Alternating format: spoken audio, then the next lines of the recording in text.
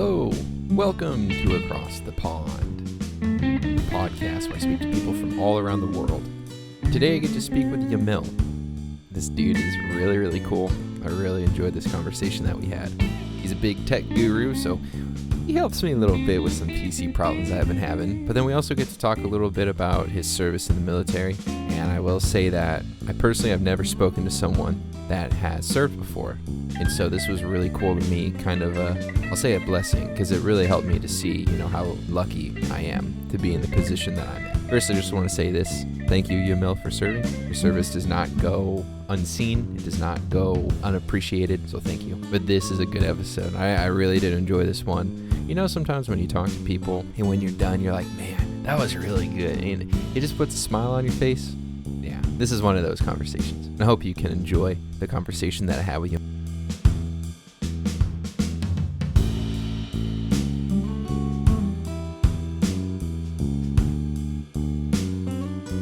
Hello? Yes. Can you hear me? Yeah, can you hear me? Yes. Awesome. Good morning. Good morning. Here you go. I don't know if you can see me, but here I am. Yeah, so I don't do video, just so you know. Okay. So if you don't want to do that, that's fine. Or if you want to keep it on, it's your choice. But just to let you know, I don't do that. All right. However you want me to do it, you tell me. I can stop the video. Well, if it helps you this way, I don't record video. How about that? That's fine.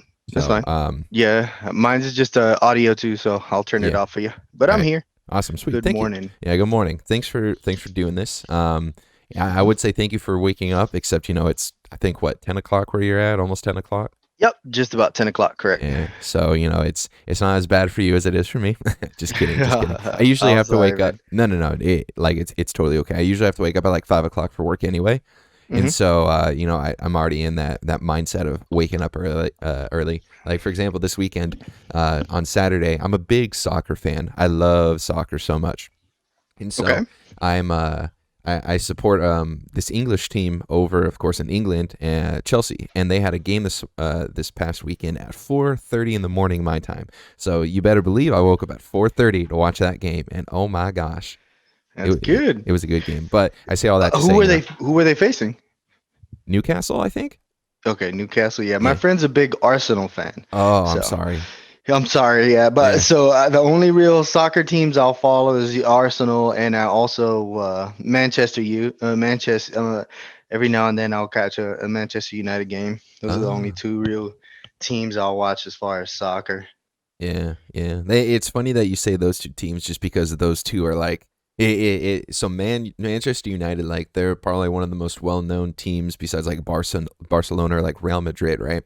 Just hmm because they're under certain managers, they've just performed so well. And then same with Arsenal. And so it's just kind of funny you say that because I would love to say you're a bandwagoner, but you say you just kind of catch it here and there, so that's okay.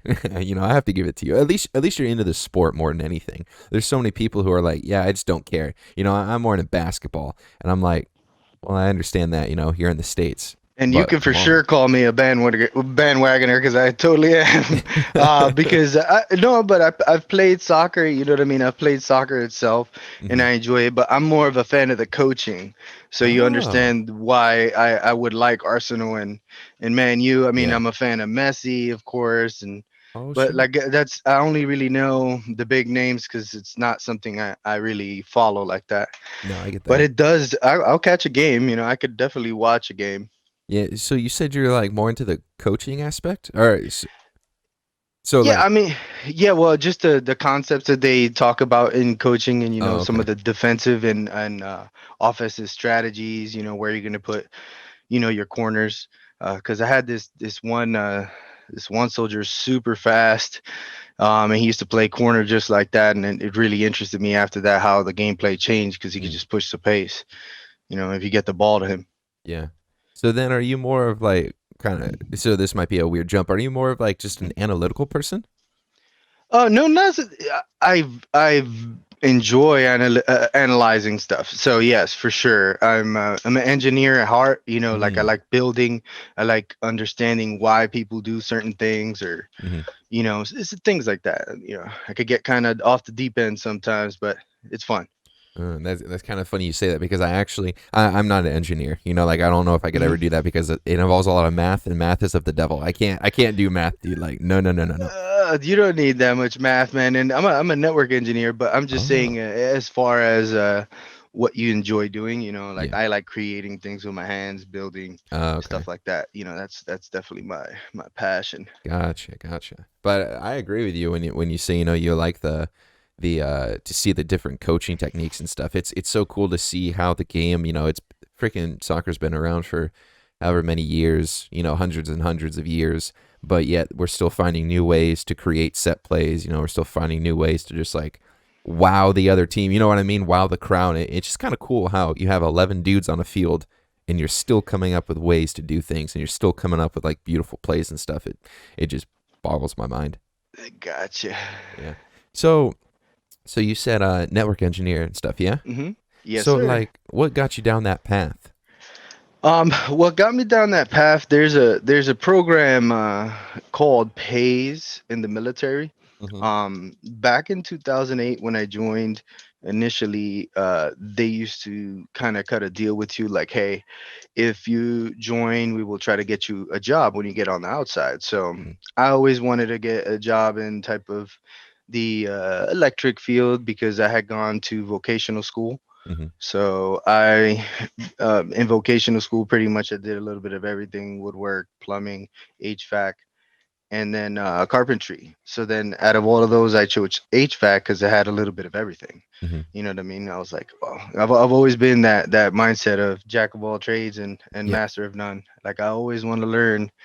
That's really my main hobby, learning. That's Yeah. my biggest hobby. Yeah, I'm the same way. That's kind of why I started this podcast is because I like to learn. And here's the Absolutely. thing: I hated school. I hated the homework side of school. Like because it felt like a lot of busy work. But Hmm. I loved the lecture side of school, which is kind of funny because a lot of people hated lectures. I loved them because that's how I learn. When someone speaks to me, but that's why I started this podcast is because I wanted to learn people. I wanted to understand, why people think the way they do, why, they might choose to go down a certain path just because of the fact that like that's interesting to me. It's kind of cool to see how, let's just say, I believe in A, but you believe in B, and I just want to know why you believe in B. And that is it. I've learned so much just from Yeah. just from doing this. Like for example, yesterday. And I say yesterday because I'm speaking with you the day after, but it might be a couple weeks in terms of release schedule. But I spoke Hmm. with a woman, and I didn't know what to expect, to be honest with you. And she didn't put this in like the form that she filled out, but she went out to say that she was a burlesque dancer, and she like told me all about that side of it. And I was like, Hmm. one, I've never knew anything about that. Like I haven't learned anything about that. That's not my area of expertise, if you will. Like I just don't know much about it, but it was kind of interesting just to learn all about that.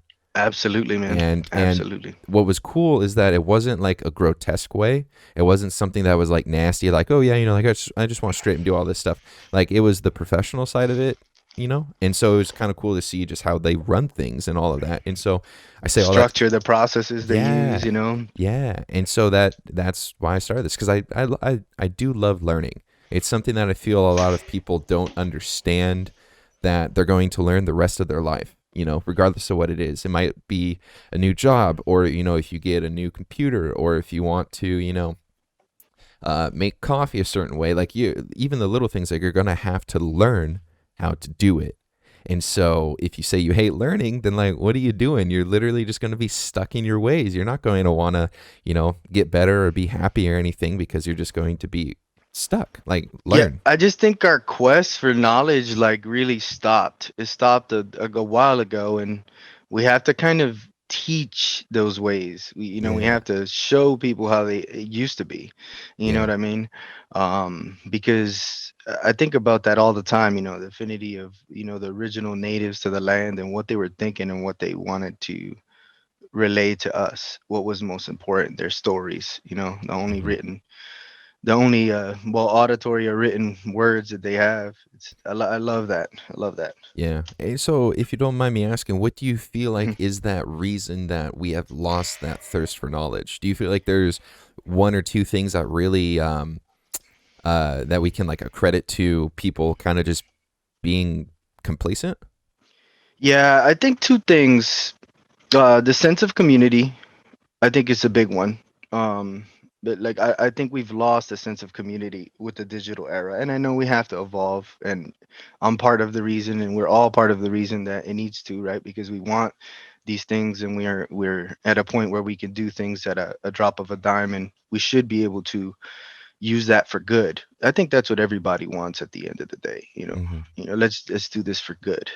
Yeah. Um, but that's one thing. The second part is community, because I think without each other, we've lost a lot of our ways, our traditional ways of farming and how we take care of the land and take care of us. And I think a lot of people are going to that, which is kind of weird with this whole minimal and tiny house movement and Yeah. all these other things that are going on. But it's interesting to see, and at the bigger picture, is like people are starting to realize that what's really matters is the people to the left and right of you, but they don't know how to associate a community because we still have to social distance and kind of a weird era. But that's kind of why I started getting into podcasting, is to open myself up and be vulnerable. Mm. Not only be vulnerable, but to allow myself to grow through a community, because if we can't help each other, where are we going to be in the next 10 years? What have we done? Yeah. So Oh my you goodness. can't undo it. Yeah, like it when you said that, it almost like kind of made me nervous because I believe that you're so right because of how people are evolving, you know. It's with the whole idea, especially with this recent political, movement or whatever you want to call it. Catastrophe. Yeah, catastrophe. That's probably a better word. And like the thing is that if you step back and you look at it, we had one side and we had the other side, right? And of course, like like one thing I try and do is stay away from politics on this, but I'm just kind of using it as an example Hmm. because it is very relevant. So you have both sides, right? And there's Hmm. so much hatred and discord and just, I'll say violence, if you will, between these two sides. That lack of communication and that lack of there's no desire to resolve anything. It almost sounds like it's just two sides hating each other because they don't share the same views. Hmm. And That's how it always has been for a long time. yeah, and with the giant divide that we have, I just don't see there ever being this sort of community that you're describing. I don't see there ever being, Right. excuse me, this sort of coming together to try and learn the right way to do it, because and I say this all the time, I Hmm. love disagreements and I love good arguments, because what happens is the two come together, they fight, they try and debate what the right thing is, and it's Hmm. only through that can we really truly, in my opinion, find the right path to go down. Because if you just have one side that says, oh, and again, I don't want to get into politics, but I feel like this is the best way Hmm. to describe it. We have the radical lefts who are like, we want, socialist healthcare. We want, pretty much like a form of socialism to come in, right? And then you Hmm. have the rights who are like, no, we don't want any of that. But if they butt heads and they really come together, rather than just fighting and saying, you're stupid, no, blah, blah, blah, if they really Hmm. come together and they sit down and they're able to figure out the correct way to go, I feel like if they can debate in a civilized way, they will be able to figure out the right path. But we don't see that. We Hmm. lack that sense of community, and it just Right. And yeah. I really think, yeah, like I said, I think it derives from one thing, is maybe religion and culture. So, because to me, Americans have a big identity issue. Yeah. They want to be this, they want to be that. They want to separate, or maybe they have a certain political view, or maybe their parents swayed them to have a political view, or maybe they were part of the system that created their political view. Yeah. Yeah. There's a lot you can go into there, and I think the biggest thing, the takeaway, is like we really separated God from culture, and specifically in the States, right? Hmm. Because if you ask an American, what do you identify as? He's like, oh no, I did my ancestry. I'm 23% Irish, and I really associate with being Irish, so I am Irish, right? Hmm. And that's perfect. It's fine. Go ahead and do that. That's everybody's, God-given right to feel however you want to feel, and whatever makes you happy. Hmm. I just think that we need to analyze. what they were doing back in the days, why religion was such a part of the community. It was like a cycle, Mm-hmm. a system. They used each other, but like we don't use our farmers, right? And nobody wants to farm anymore because everybody wants to be in the digital era. But there's a big need for farmers right now, Mm-hmm. and then the systems we create for them are not ideal. Yeah. You know what I Yeah. mean? Yeah. So how do we fix that? There's a lot. So I think it all starts with community. If we can work together with one thing, if we can do one thing together, and I think maybe schooling would be the easiest because we are already there, Mm-hmm. and you kind of see that. But um, I don't know. It's just been a different year with COVID, and now Yeah. parents having to spend more time with their kids and actually educating them Yeah. is a different aspect. What do you think? I think you're right. Because what I I don't want see to be right. no, well, I mean, here's the thing. I think Yeah. that you were correct in assuming that we need a stronger community, because the thing is that we might see people who are, in the same community, but they're not in the same community. They just live next to each other, or Hmm. they might just be associated with, A, but they're not, A, they're B. And so with that idea of coming together as a community, that's where people need to put aside their differences. Like, here's the thing, let's just say this. Let's Hmm. just say that I believe that, man, I need to try and pick a topic that's not super controversial. Let's just say that I believe that all trees should be burned down, and I know this is stupid, but hear me out. I believe that all trees Hmm. should be burned down because trees are pointless or whatever it is. But you believe that we need trees to survive, which of course is the right way because trees produce oxygen, right? But let's just say I was really stupid and I believe that they need to all be burned down. But we are in the same community. I would hope that you and I would be able to get along because we might agree on so many other things, but this one thing that we don't agree on, that's okay, you know? But in today's culture, that one thing will literally drive people apart because whatever reason, it could be, oh, like, I don't see why you don't agree with me. If you can't have a point, then I'm right. And if I'm right, then you're wrong. Like it's really unfortunate to see that because that's what's driving apart people. Because the reason that we are human is because, hold on, let me rephrase that. That came out wrong. We have an opinion, and that's what makes us human. Having a difference of opinion makes us humans. Because if we all agreed on the same exact thing 100% of the time, we would pretty much be autonomous. We would just be robots. Then what's the point of living? But if we had differences of opinions and we are able to get along and then we can bond that community, like depending on what your belief is in terms of like religion or not really, whatever it is, I believe that one of the greatest things that we can do as a human is to love one another. I Hmm. believe that loving one another is pretty much the core of who we are. And if we can't love other people, regardless of what their opinion is, regardless of what they want to do, regardless of whatever it is, if we can't just love other people, especially when it comes to color of their skin or ethnicity or something that's even on the outside rather than on the inside, then like we're already losing, we're fighting a losing battle because we're not going to be able to advance. We're not going to be able to do good.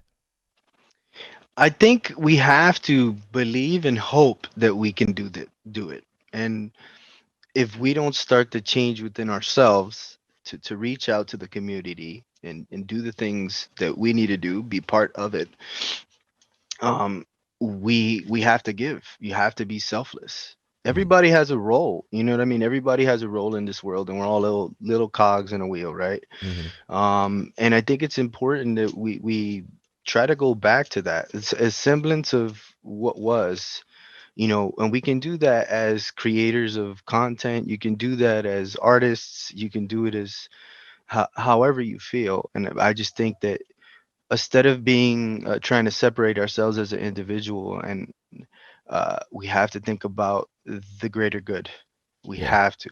I Yeah. think that's what's important. You got to have hope. I mean, we have hope. Why are we doing anything? Yeah. Why are we, moving forward? Yeah. Why do we continue to learn? I mean, we've made so many advances, and we've gotten so far. And it's something so simple as working together has become disjointed. Yeah. It's difficult, man. It's Yeah. difficult. I wonder though if it's almost the the whole idea of the just like being an American and being independent and the American dream and wanting to try to make as much money as possible. And then that consumes Mhm. you. And then you don't care about, John next to you or Bill next to you. You just want to make as much money as possible to be the best that you can be. I wonder if that whole mentality and just that toxic idea of, narcissism and money and stuff has seeped into at least Americans and has Mhm. driven us apart in that way. But it's our DNA now. You know what I mean? It is like Mm, it really is. There's a part of social media and everything that comes with it that it can be very addictive. You can go off the deep end real yeah, quick. yeah. And the thing is that I think a lot of people have a problem with addiction nowadays. They don't may not want to admit it, but it's a big problem we also have because our society is okay with drinking beer on the weekends, but beer is still a drug for what it sends. And honestly, to me, beer is like not necessarily beer. I'm a beer lover and I love Hmm. alcohol. I can drink it quite often. Hmm. um but I think that if you don't know, if they don't we don't educate people on how to consume alcohol, how to act, then that's a problem. Yeah. And I mean, you really hit, I think, the nail on the head there. In terms of just like there's so many things that are out there that would be considered at least loosely a drug. I do Hmm. believe that alcohol is one of them, just because you can see what alcohol can do. Just because like I have no problem with it. I do like Stella Artois. Like stuff like that. Like I enjoy a Yeah, nice beer from time to time, but at gotta this. have my blue moon. That's my thing. Oh, I still have yet to try that. I'm very uncultured in the whole alcohol industry, but Yeah. I say all that to say that there are so many things nowadays that people just kind of take for granted, if you will, or they don't really give Yes. it a second thought, that if they do it too much becomes like the hardest drug ever. Like it can be so hard to get weaned off. For example, social media. Social media is a Hmm. huge drug that people just take for granted. Oh, yeah, I'm just going to Hmm. go on Twitter for 5 minutes, but next thing you know, it's been 2 hours. TikTok, amazing example of that. Like even in my own life, like there have been some times like when I first found out about TikTok, I'd be on it and next thing I know, an hour and a half went by and I was like, wait, what? Like I could have Hmm. swore it was 10 minutes. Pornography is a huge thing that a lot of people become just life enslaved, addicted to. What else is there? I mean, Prescription drugs. yeah, but like I said, to me, the biggest thing is that we always try to categorize it. That's true. Addiction at the key root of it is the addiction. Why do Americans tend to have an addictive personality? Mm, Right. That's yeah, that's I think it like to me it's just because we're imprinted. We're imprinted that way with computers, with ads. I mean, that's what we visually see all day. It's what it has an effect on yeah, everyone in different ways. yeah. And I think that we just need to learn it with moderation. And I think the key takeaway from addiction that I would say is just it's difficult, and I think we can't get through those moments if we keep separating from each other, if that makes sense. That's why I keep going back to that whole community thing. Yeah. Community is very important, more important than what I've thought in the past. Yeah. Yeah. And I feel like community is incredibly evident, or I should say this, we need community, and that's becoming more and more evident the longer we're in this whole COVID state. Like Hmm. the longer we stay in quarantine, the more we realize that we need community, which is kind of funny, especially coming from me because I'm so independent. I love being by myself. Hmm. I love, for example, sitting on my computer and just kind of being isolated from the world for hours This on is end. this is an amazing time for creators. It Oh yeah, really is amazing amazing time. time. Yeah. But sitting here and being here all the time, like my wife will be like, hey, like let's go do something, because she needs community so much. Like not, and of course there's nothing wrong with that, but she needs that communal aspect. She needs to be in communion with other people. But for me, it's like I don't feel like I need that as much. But the longer I've been in quarantine, the more I realize, yeah, I do need that. I become Hmm. so stuck in my ways. I'm starting to realize, like I might do this at this time, whatever it is. I'm starting to realize that I need someone to kind of sharpen me, if you will. Kind of, Hmm. brush over the rough edges of my life and to help me realize that, oh shoot, like maybe I'm wrong in these areas. And No, as iron sharpens iron, yeah, the closer you get to the group of what you ideally want to do, it the more you will learn and the more you will grow in that field. yes, It's sir. like birds of a feather flock together, right? Yep. They also tell you what's the other one? Tell me your closest five friends, and I'll tell you where you'll be in 5 years. Oh, true, 100%. It's another one. Yep. So it's like I said, it's been interesting. It's been interesting because I think this time for the people who can focus and or have hit rock bottom, Hmm. because I think that's what a lot of people are experiencing through this whole pandemic, so to say, is that maybe some people are really hitting rock bottom and starting to realize, hey, there's a lot of stuff I need to work on because you're spending so much time alone, so much time with maybe your kids and your family, and it's like, man, what am I gonna do here? Hmm. I'm a perfect example. I really struggled. I had a huge mental breakdown during this whole thing when my wife actually got COVID during that time, Mm. and both thankfully me and my daughter didn't come out with it. This was probably about 5 or 6 months now, Hmm. and that really just it was a wake up call for me. Like I kind of needed it, and Hmm. and and not only did I need it, but I think it was also important to share. Hmm.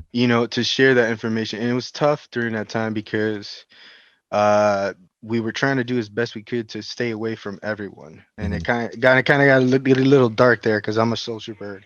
I'm a Hmm. social bird. My wife is not. She's kind of an introvert. Hmm. Um so that's where we kind of differ, but it was that low really helped me focus and see the things that I needed to work on, and that's what I just geared my energy towards instead of worrying about you know, uh, whether Biden is here or not, and Yeah. whether Yeah. whatever political aspect or whatever is worrying you at that moment. Hmm. Because I think people also haven't really stopped to think about that we are still losing people, and I know a couple of people that have lost 3 or 4 family members in one family.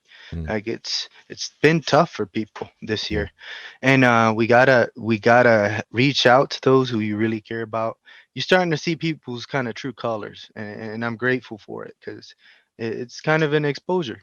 It's an exposure now because either you're doing or you're not. You Yeah. know. Nah, that it's true. It's true. I want to kind of change gears just a little bit. Sure. Not no disrespect in that form, but I'm kind of curious about this, and I didn't know this at the time. But you said that you were in the military. Yeah, yeah. I spent about 8 years in the military. Yeah, Wow. 8 years. So what kind of made you decide to go into that? I think you mentioned that earlier, Hmm. but in case if there's maybe something else, but like what kind of made you go into it, and then like what branch of the military, and maybe what kind of got you out of it? Yeah. Okay. So I initially got in 2008. This was shortly after 9/11. So Hmm. I was in New York City during 9/11. Oh wow. When that happened, it was pretty intense. I still remember that day. And when that happened, that was one of the culminating events. So I ended up leaving. Actually, I lived in Delaware for a bit. Okay.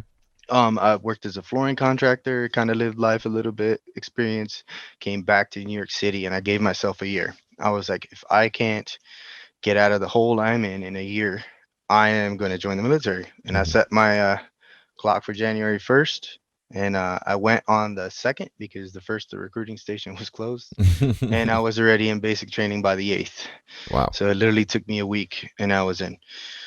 So that was my decision, and that's why partially I joined, not only to serve because of what I experienced during 9/11, but also to just serve the country. I mean, my grandfather also served, so Hmm.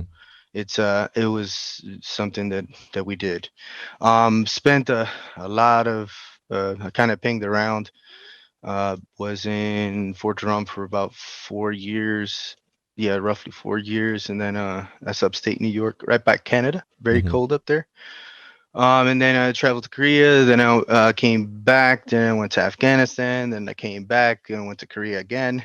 Then I ended up in Texas, in Fort Hood. Wow. And that's when I ended up getting out. What made me get out was my failure of selection. Do you know what selection is at all? I, I can guess, but I have a feeling that that would be wrong, so I'm going to say no. Okay, yeah, okay. It's just special forces selection, so you have to go through a process to just to become a special forces soldier. So I actually went through selection and failed out. Mm, I did not make it. So that was one of the big culminating events of my life. mm-hmm, I That was probably one of the where I felt the lowest because I gave everything I could physically, mm, but I did not give everything I could mentally, and that's the reason why I think I failed. And it's because I wasn't ready. I wasn't ready mentally, mm-hmm, and I'm glad it didn't happen in a way because imagine if I was in a unit or a team and I caused someone else to pass away mm-hmm. because I'm not sharp. You know what I mean? Yeah. So that's it's important to understand that, and that was a big uh, kick kick in my rear, but it's what really made me wake up to the reality that I need to sit in and do what I want to do and love it, enjoy it. Mm-hmm. And But that's I do want to say this first. Thank you for your service. thank you I've for still living here. yeah, of course. I mean, here's the thing. And I've said this to my wife. It's like I love America, I do, and I'm very grateful for everyone who sacrificed. But at the same time, like you kind of got to be ready to, just in case if something was to happen. Because like with the recent political thing that happened, bro, I was like, babe, like just keep your mind open. We might have to cross borders and go to Canada. If things were to get really really bad, just because of how and I don't even necessarily mean politically, but it's just like there was so much crap that was going on. I was just scared, because I live in Seattle, and so I was scared that like something was legitimately going to happen. Like let's say Trump won, bro. I bet buildings would be on fire right now in Seattle. Like I was just scared, and so that's why I say that. But I do want to say, thank you for your service. It's very humbling and I really enjoy being able to speak with someone who has served because um I never get that option to do it a lot, and to be honest, I take for granted the fact that I can sit here and do this podcast, or I can sit here and play video games, or watch movies with my wife and not have to worry about anything because there's people in the military who are there, working hard to protect us. So I'm very grateful for all that. So again, thank you. I do appreciate your service. I appreciate that, man. I'm sure every other veteran, and I'm speaking for probably every other veteran, is like we appreciate the comments and the candor. You know what I mean? Hmm. And I really think we're in a point where we've been compare us to maybe 30 or 40 years ago and kind of what was going on during that time. Hmm. It's night and day. I'm glad that the reason that we are getting this attention, I think, during our era is because of those before us, and Hmm. you know what I mean, and Yeah. the horrors that they faced, and the same thing with them. They faced the same horrors that the soldiers from World War II did, Yeah. and so on and so on. Because I seen that, you know what I mean. Yeah. Uh, Seen it plenty, man. Yeah. Anyways, continue. Yeah. And so I'm kind of curious because, and if there's anything else you would like to say about any of your military experience, just go ahead and blurt out whenever. Because I'm just not sure how much to ask because I don't want to be Mhm. disrespectful. But I really like travel. I love traveling, and I feel that traveling is something that really can help mold a person because you get to get out of the bubble that you're in and you get to experience a different culture. So you said that you traveled a lot. You traveled to Korea a couple times. Mhm. Like how, and of course this was under military. I don't want to say restriction, but that word is it's lost in my mind. But you were under like the military idea going with military. But how was that bit going to and from Korea a couple times. Like, were you there for, just to kind of be there? Like, what was the whole thing? And then maybe what did you learn while in Korea? Oh, I learned a ton, man. I learned a ton while I was in Korea. But it was my first duty station coming right out of what you call AIT. Hmm. AIT is just advanced individual training, which is specific to your job. So if you're a medic, you'll go to medic school during that time. If you are a signal guy like I was, you go to signal school. Hmm. Um, and pretty much when you lost my train of thought there. I was You're all going good. somewhere. You're all good. uh, we were just talking about. Okay, can you refresh me real Yeah, yeah, quick? yeah. So like I said, I love traveling, and I feel like traveling can help mold someone, right? And so Yep. going to Korea, like, if you can share, like, maybe, what did you do there for the military, and then, like, maybe what did you learn? Like, what were some of the experiences that you feel like helped shape you as a person being in Korea? Okay, so in 2000, I got there in 2008, so it's a very different Korea, which was really good for me to go two times. So the fact that I went in 2008 and then I went again in 2013, I was able to actually see Korea grow, It's if that cool. makes sense, Yeah, right? yeah, yeah. Right. So some of the areas when I first went to down to Dongdaecheong, which is one of the most forward base by Camp Castle-ish area, Hmm. which is Casey is one of the biggest bases there. Camp Castle is closed now, but that's where I was. And that, anyways, in Korea, there's so much about the culture that I loved. I had a quite a little bit of affinity to some Japanese anime because I did like some anime and I did watch a lot of cartoons, played a lot of video games. Hmm. I was a skateboarder when I was younger, so I kind of dabbled in a little bit of everything, you know. Hmm. Um, and I definitely say that there's so many things about the Korean culture that I loved. I really do like Korea. My time over there was amazing both times. My 2013 was actually a rough year in Korea because I was in the medevac. So that changed my perspective a little bit because I was dealing with people who were literally being injured every day. So that was a little bit different. So that was an intense time for me in my service, and I think that was probably one of the roughest assignments I had, Mm. even although I was deployed in Afghanistan as well. Yeah. But Yeah. So real quick, and hmm again, I mean, no disrespect if these questions that I ask about your military history come off as hmm rude, just hmm because I'm not too sure what I should or shouldn't ask. yep, Um, you're fine. but so when you're in Korea, did you guys have any sort of something to do with the North Korean influence at all in terms of like Abs- defense or abs- anything? So absolutely. So during the time that I went there in '08, they're at a standstill. Okay, so North Korea and South Korea are technically still at war. It's just the Mm-hmm. arms disagreement. It's just a piece of paper that's stating, "Hey, we are not going to, inflict as long as you don't provoke us." And Mm-hmm. that's what the DMZ. So they literally have one side of the DMZ with North Korea and the south end of the DMZ. And for those who don't know what the DMZ is, it's the demilitarized zone. It's just a big word to describe that area. Yeah. But yeah, the thing is that there's still an active threat there, and you have to understand that. And yes, during our time there in '08, we did have a scare, a chemical kind of scare that went up.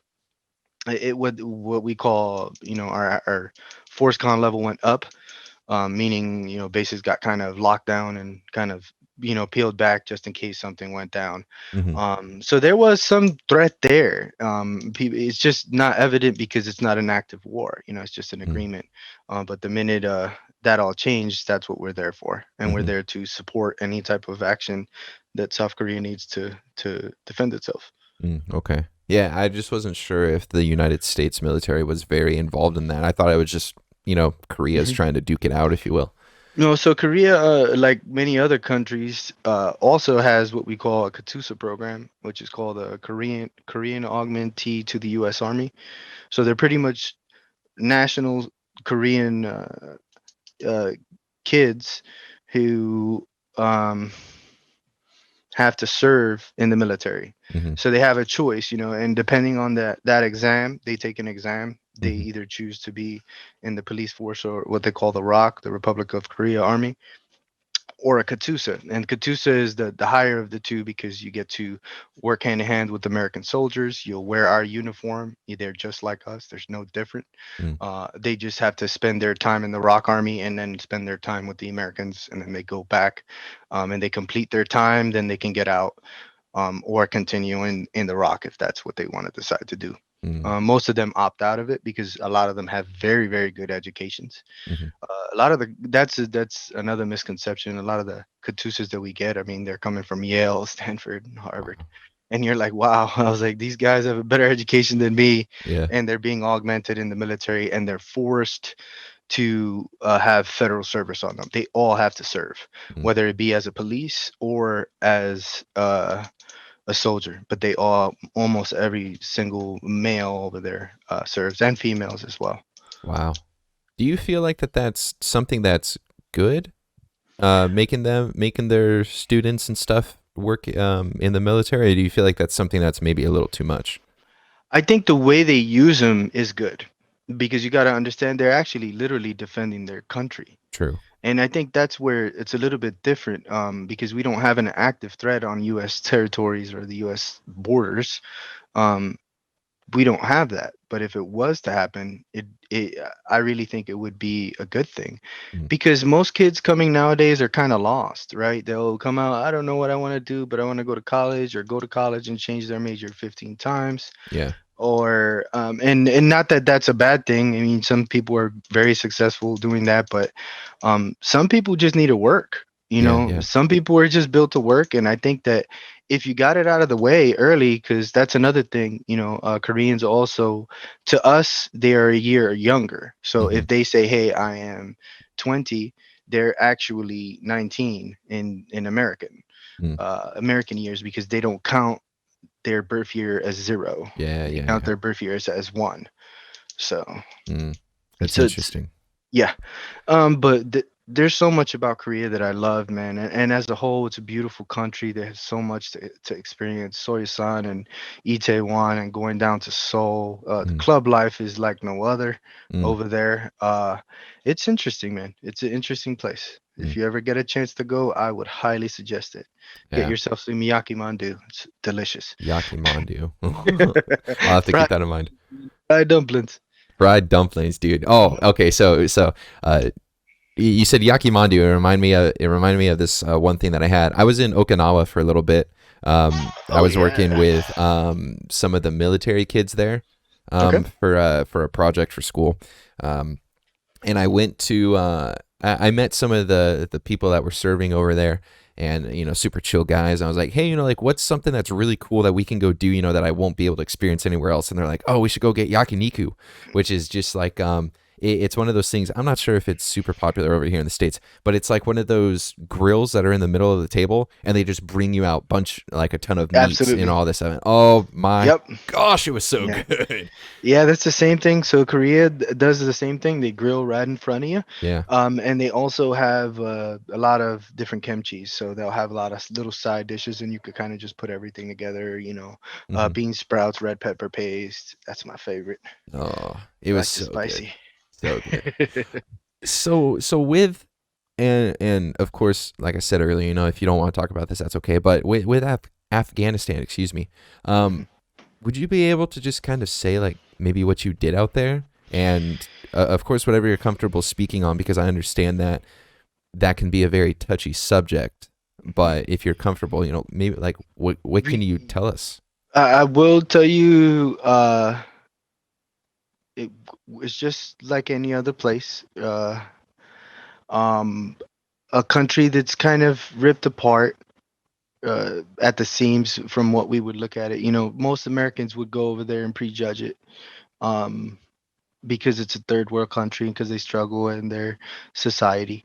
Um, the one thing that they do have is that I would say that they don't have a sense of national pride in a way. Mm, In my opinion, like we would, like how we are very proud, like proud of, if you ask, a local, whether they associate themselves, like, or just love Afghanistan, they'll be like, no, I'm a Shia Sunni. They kind of, they identify themselves by religion.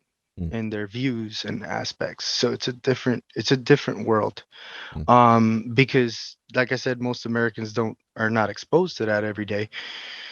As a whole, my experience with most of the locals was pretty positive. Um, I had a lot of pity for the kids, mhm, because you'll see kids, running around, and I mean, they would run around with wheelbarrows. This is one of the things that I'll share. They would run around with wheelbarrows, usually in the morning, and they would go to these areas where there was just tons of trash and stuff, and just start picking stuff up, stuff that mm. that you may think is trash, and they repurpose everything. They'll rebuild batteries from scrap. They'll build you a whole engine overnight. You're talking about kids that are 7, 8 years old already Wow. doing mechanic work. So it's a different aspect. It's like the trades are very important, because they live on a barter system. Yeah. There's no real currency for that. I mean, they have a currency, but they more barter than anything. Like, hey, Yeah. I'll give you oil if you give me some water, or hey, but it was a tough experience. I was over in Kaf and Kandahar, which is an airstrip, Mhm. pretty much. And literally, it's in the middle of huge mountain ranges over in Afghanistan. A lot of the misconceptions of Afghanistan also is that it's very hot. The winter there is very weird. It's muddy, Mm, it's cold, and it snows a lot. So it's interesting. It's a mm, different part of desert. The night sky is absolutely beautiful. mm. Um, Probably one of my fondest memories, looking at the sky in Afghanistan, and that's one of those things that you go. And of course we experienced a lot of other things, um, and we all go with the flow, and how we deal with it individually. Yeah. Yeah. Gotcha. All right. Well, thanks for sharing. Hmm. It's interesting to me how like you said, you have these kids who have wheelbarrows that will collect stuff, and then build something out of it, and that's like their job. But yet we have kids who of the same age here in the States who sit on their butt and play video games all day, and it's just it really helps you to take a step back to realize what life is all about, and to realize how amazing we might have it over here in more developed countries. And it's just powerful stuff to sit and kind of ponder on and to meditate on. Yeah, man. I think the biggest takeaway is that you have to understand that they may not necessarily have what we have, but they Hmm. have a lot of other things, and they experience a lot more than that. I mean, not only trafficking, but Yeah. it gets deep, and then that's why a lot of people don't want to talk about it, because it gets kind of dark, and Mm-hmm. but I would say it's just we have to be open-minded. We have Mm-hmm. to be open-minded enough to learn about it and educate yourself on why. Like Yeah. you were talking to earlier. I wouldn't say that um, we have a big hate culture in the American society. We tend to hate things right off the bat. I think we just lose the affinity of words lately. Mm. We're choosing our words very bad, Yeah. and that's part of education, and I think that's part of also you know. Just trying to learn and understand why things are, and Yeah. not just prejudge them. Yeah. Mm. It's powerful stuff to kind of sit on and hopefully ponder on, because it's just a weird world that we live in. Yeah. Yeah. So kind of moving gears a little bit. Hmm. I'm curious, what made you want to go into like kind of like this business administration cybersecurity thing? Okay, so this is one of those things where it's hilarious to me. So I am one of those guys that have been chasing my BA for like 6 years. Okay. so so it's like I went to school for a long time, and I've been through a lot of schooling while I was in the military. I had over like 13 different certifications. I've taken my A plus, Sec plus, Jeez. and it's just like it gets annoying and repetitive. And then at the end of the year, when you're getting charged $500 to recertify by Cisco, it's kind of kind of not cool. Yeah. So it's like, do I really need this piece of paper, or can I just do my job without it? Like, Yeah, yeah. I already have the experience, but hey, that paper is important. So that's how I feel about that system. But a business administration is what I wanted to. I've always wanted to establish a business. I've always had that entrepreneur mindset, and then I got into cybersecurity because I'm an IT guy. I build computers like crazy. Nice. I'm a big. So you got any PC questions? I'm your guy, man. You just ask me. I got you. And then I've worked everything from the desktop administrative work all the way up to knowledge management, which is kind of like SharePoint substructures and subsites and stuff like that. So there's a lot of I got a lot of info in this brain of mine. It's time to dump it. Yeah, I'm trying to share. Yeah. So what would you say would be some of the, and this might be a very generalized, just dumb question, but hear me out. Because of the whole cybersecurity thing, what would you say would be one of the more uh, uh, biggest like faults, if that's the right terminology, or one of the biggest entryways that people can be hacked, if you will, or here's a better way, like how are we able to more securely be on the internet? So I think the biggest takeaway, I think the most important thing to understand is how a router and switch functions and how to establish a VPN. I think those would be the two takeaways there. Because if you have a good VPN, like a paid service like a Bear Tunnel or something like that, securing your connection to the internet is way more important than, to me, securing the data that you may have on a device, right? Mm-hmm. So it just depends. It just depends on where you want to implement your security. Mm, But I would say most people don't even know what a VPN is, a virtual private network, and how to get on a secured tunnel. mm, Because at least that kind of spoofs your IP and allows you to geographically be found somewhere else, because you're also sticking it to the man because you're killing their data. So it's a mm. good way to think about it. So what are like some of the more and I could be wrong in assuming this, but what are some of the more like bigger breaches that you've had to deal with, if you can share, if Um, you've dealt with any? Yeah, yeah, for sure. I've dealt with some breaches in my life. um, it just depends.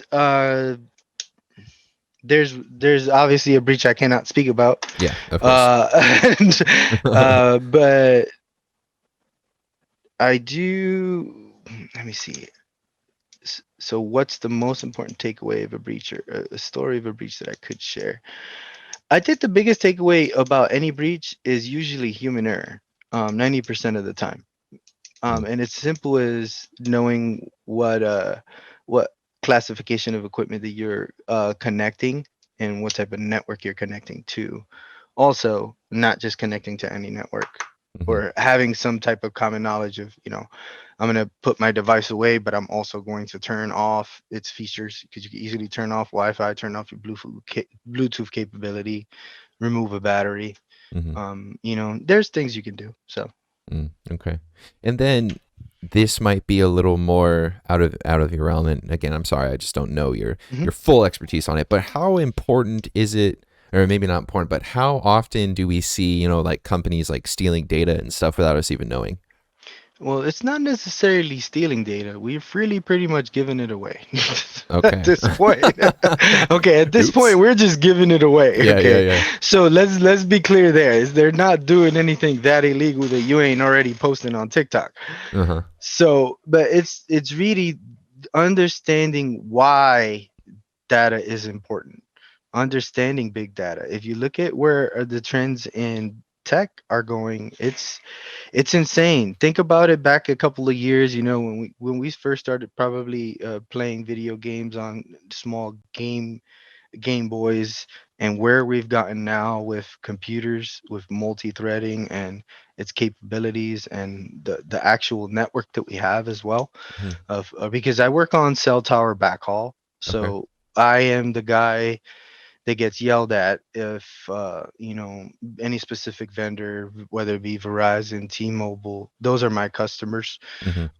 They will request we check bandwidth on a tower, or if a hurricane comes through and rips the thing apart, I'm the guy that's going to get the alarms to actually go, okay, we need to go send a group to start fixing these cables or Okay, replacing equipment, cards, all that.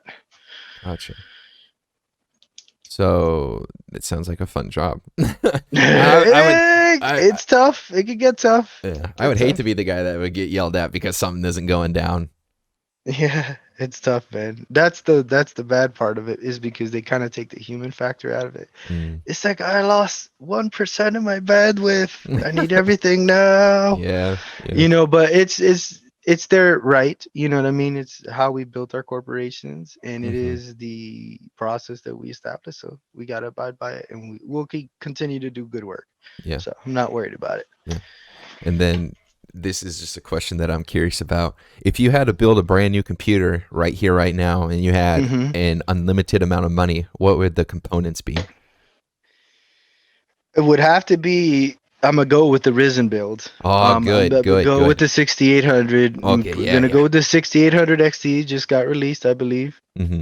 Because I was watching some news on its testing and how the heat's holding up. Definitely gonna get I think they're already at 5 or 650s by now, because the last series of motherboards were like 550s. So Yeah, I would yeah. say they're at like 650s by now or something Okay. like that. But yeah, and then 32 gigs of RAM at a minimum. Definitely gonna get a solid state M.2. Definitely gonna get uh 120, maybe even like a 240 hard, and maybe 2 terabyte hard drive in there. So Hmm. it'd be good little build. Little Yeah. 750-watt power supply. That's real Ooh, buddy. quick. Yeah. So, so, and so I'm somewhat knowledgeable with computers. Like I understood hmm what you said, and like I can build a PC and everything. It's just like a fun puzzle. But the one thing that I've never understood is some people swear by having more RAM, like 32 gigs, but other people say that you only need really about 16. With the way that games and stuff are going, and the way that pretty much almost anything you do in terms of, or besides browsing the internet, like content creation or playing games or whatever it is, like it seems like you need more RAM nowadays. Would you say that it's better to have more than 16, or would you say that 16 for the average person is more than enough? Okay, so I'm gonna split this into two parts. Okay. So the first part, I would say that honestly, nowadays with the AAA titles that we have, and with ray tracing, and everybody wanted to get these bulky cards, 32 gigs.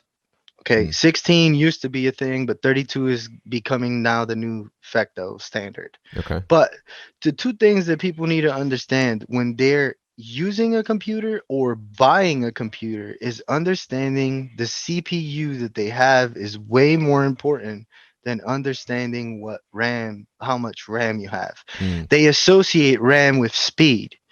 They don't understand why. RAM has a speed, and all those speeds are different, right? Because you may have 16 gigs of RAM at 2600 megahertz, yeah. is not faster than RAM at 3000 megahertz. Hmm. So that's how you buy your RAM. That's how you separate. Okay, I don't want this because it's not fast enough as far as speed. Hmm. Not don't care about the if at a bare minimum a budget system should have at least the 16 gigs nowadays. Hmm.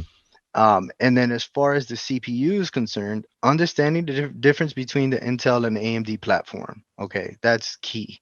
Number two, understanding what multi-core threading is, meaning every processor, every CPU has a different amount of cores and threads.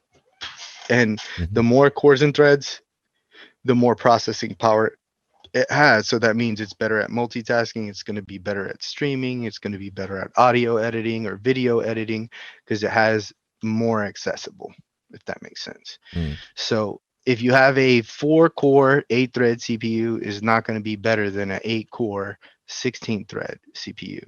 mm, So that's important to know. I think that's what people just go, oh yeah, I want more RAM because it makes it faster, but they have a 4-core CPU they could easily upgrade for maybe like 40 or $30. mm. So Yeah. So to kind of just reiterate to make sure that I understood you correctly, mhm. you need a higher core CPU, and it's not necessarily RAM is going to make your computer faster. You're just going to be able to do more things at once, technically speaking. Yeah. Correct. So the RAM, the random access memory, is literally providing your speed during the action, where the CPU is providing the speed for all the actions. Okay. There we go. All Is right. that better? Is that a Yeah. little clearer? Yeah. That. Yeah. And go ahead. Sorry. Yeah, go ahead. I was going to say, like, I kind of understood that without understanding it, if that makes sense. Like, I knew that you don't necessarily need more RAM to make stuff faster. You need a better CPU, as that, makes everything faster, but I wasn't entirely sure why that was. And so you saying that just kind of helped me to understand that more. Yeah, but it's pretty much sharing the workload. If you think about it, if you got four people with book bags, right? Hmm. You got four people with book bags, you can carry more load. If I put eight people with those same four book bags, you know, it carries double the load. But Hmm. now CPUs is one person with two book bags. Yeah. You see what I'm saying? So Yeah. it's Yeah. Yeah. it's Yeah. different. Yeah. And then, not to mention, I mean, like, if we're being honest, the Ryzen series is just becoming incredibly, like, They're just solid. They're so smashing good. Intel.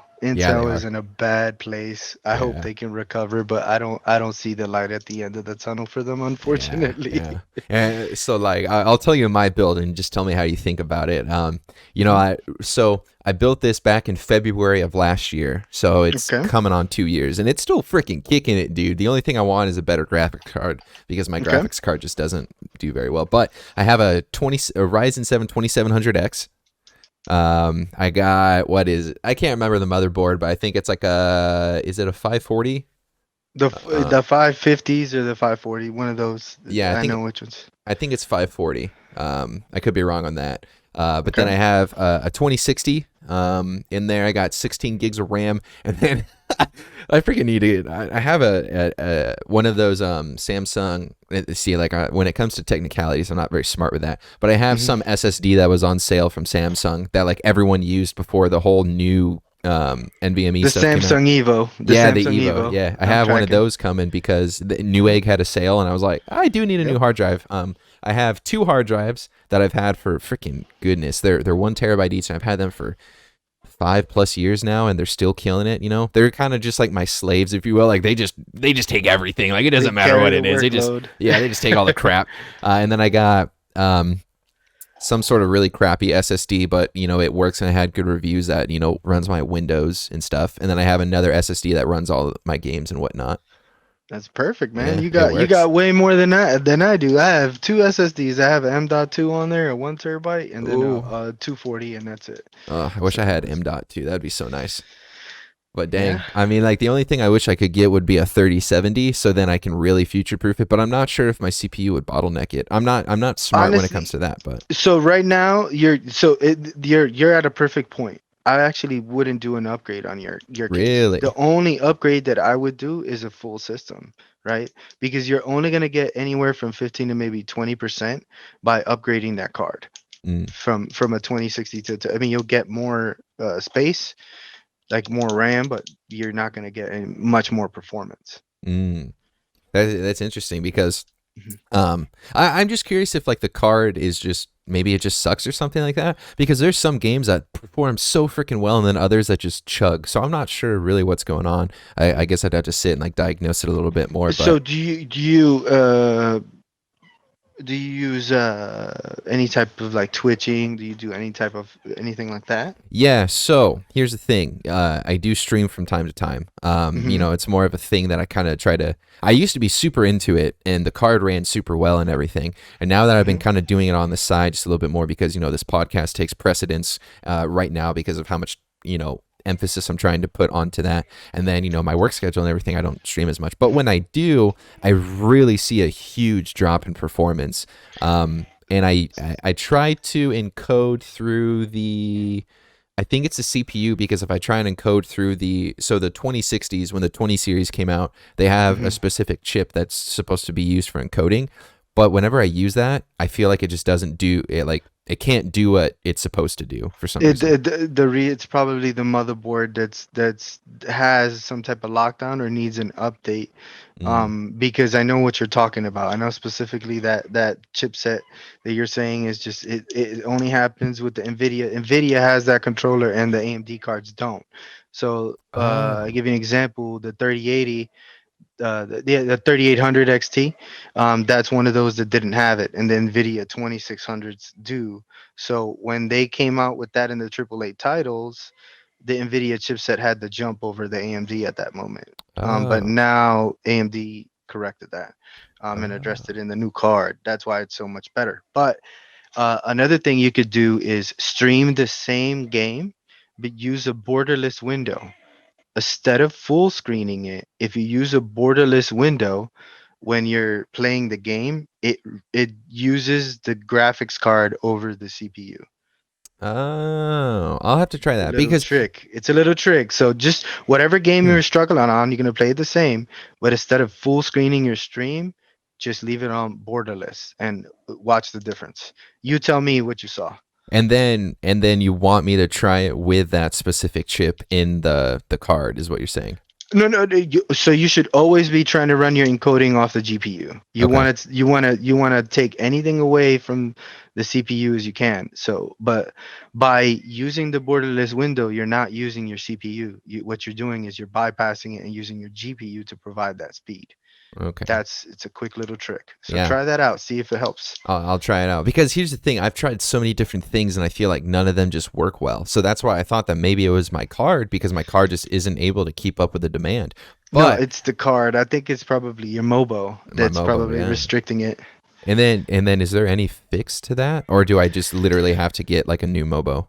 No, you can go on to the drivers page of your motherboard. So, like, give you an example. Mine's is Asus Strix, so I would go to the Asus Strix website, go to the downloads page, and they should have an updated drivers for that. So, if you're having issues for like 2060, I would look it up, and they probably will have the driver you need to download. You'll Mm, just pop it, but always get it directly from the vendor.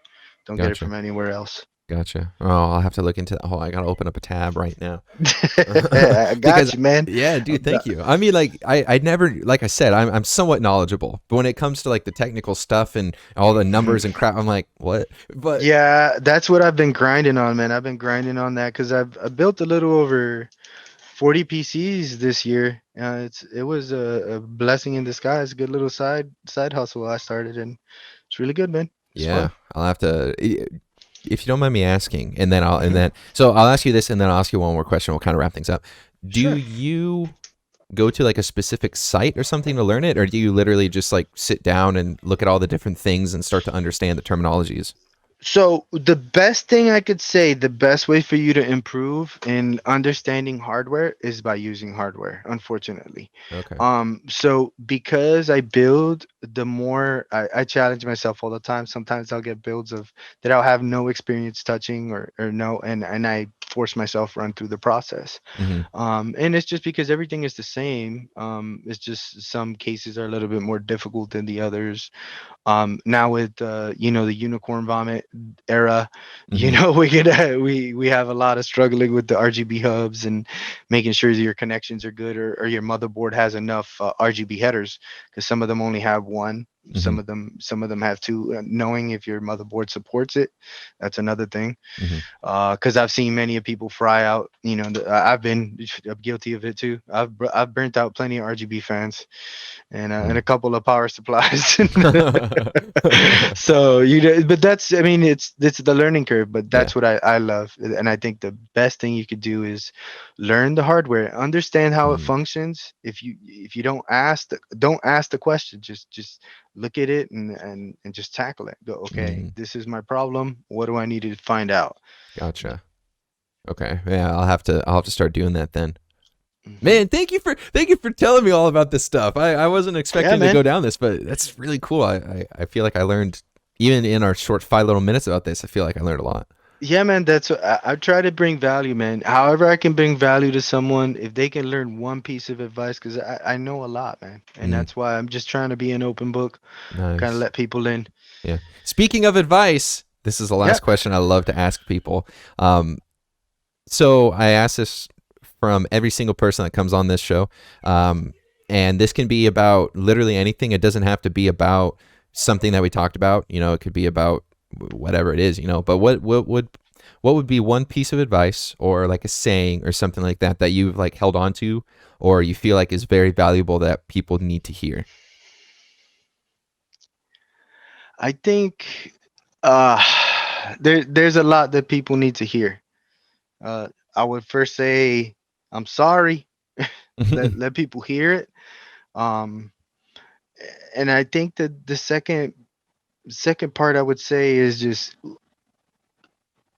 for sure we have to try we have to try to be more resilient in our actions so our community can grow, because I'm seeing it time to time again where I feel like parents are falling to the wayside. Maybe they are just burnt out, and I Mm-hmm. think a lot of people are hitting that burnout stage. And no, you're not alone. Mm-hmm. Reach out to someone.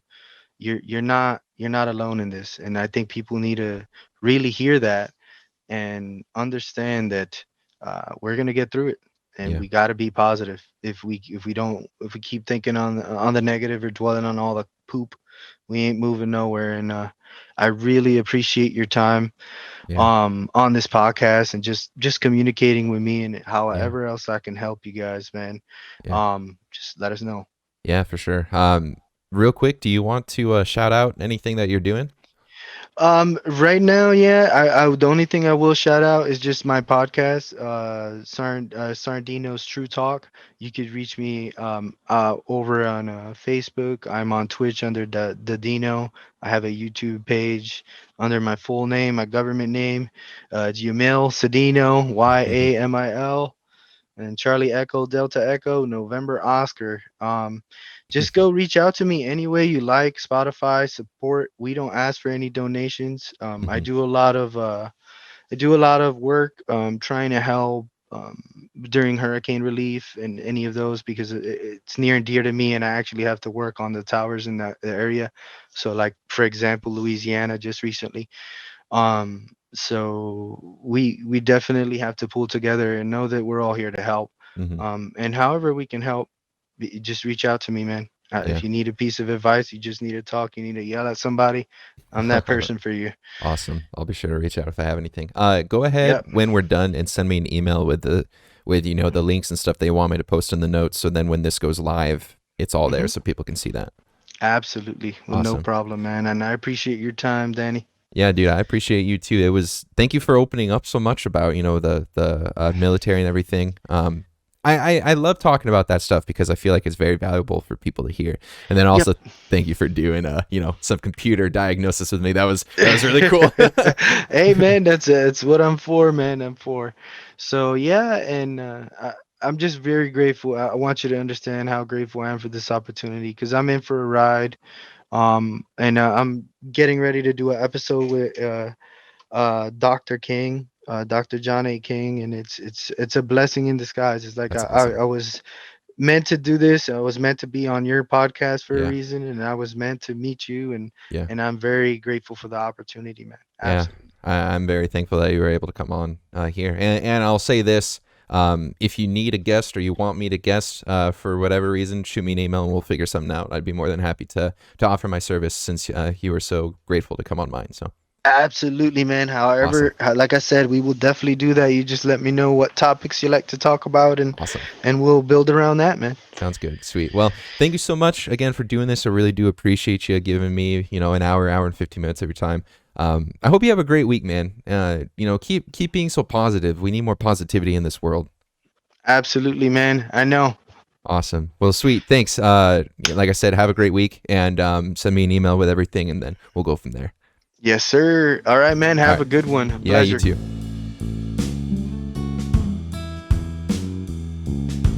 Sorry about the ending right there. There was some weird audio thing that happened, but dude, thanks for being here, Yamil. Yeah, Yamil. Yeah, Yamil. Thanks for doing that and for being here and for your service. No BS, no crap. I really do appreciate you for serving and for being out there and keeping us safe. Keeping me safe. I really do appreciate that. Good luck with everything in your endeavors, I really do feel like this was a divine meeting, if I can say that without being weird. It's cool to meet people like that.